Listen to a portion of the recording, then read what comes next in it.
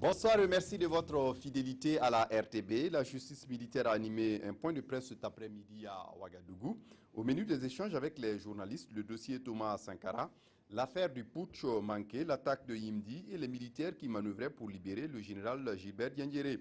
De cette conférence de presse, l'on retiendra que les deux derniers dossiers sont pratiquement bouclés.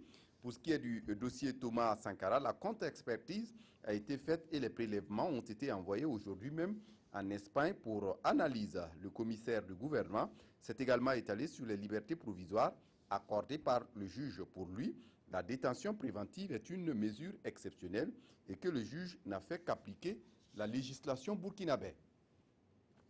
Don descend à la présidence du FASO. Le personnel de la présidence du FASO s'est soumis ce matin à une opération don de sang au profit du Centre national de transfusion sanguine.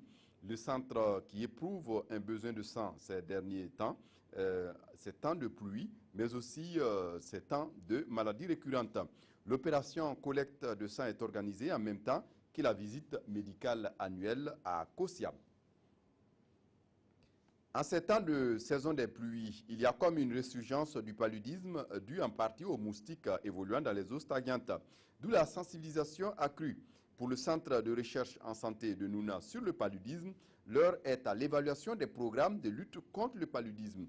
Ce sont des spécialistes en santé chargés de suivi qui sont conviés à cette rencontre. Le Conseil national de sécurité alimentaire s'est réuni ce matin pour sa 8e session ordinaire.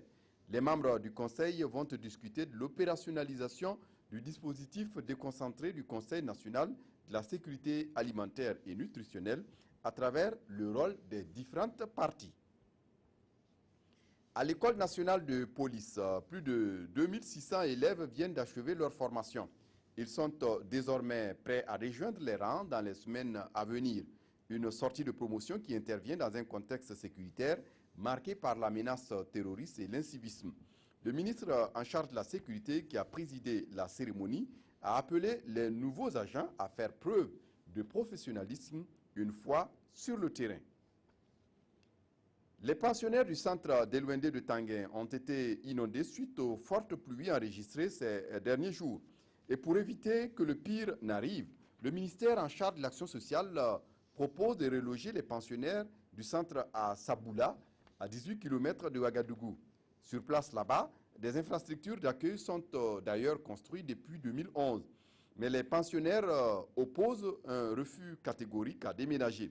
Elles proposent par contre que les autorités les aident à renforcer les constructions du centre de sorte à ce qu'elles résistent aux eaux. Le ministre de l'Action sociale est allé ce 21 juillet tenter une ultime explication, mais les pensionnaires restent inflexibles sur leur position. C'est tout pour ce flash. Je vous retrouve à 20 h pour d'autres actualités. D'ici là, excellente suite de programme sur la RTB. Au revoir.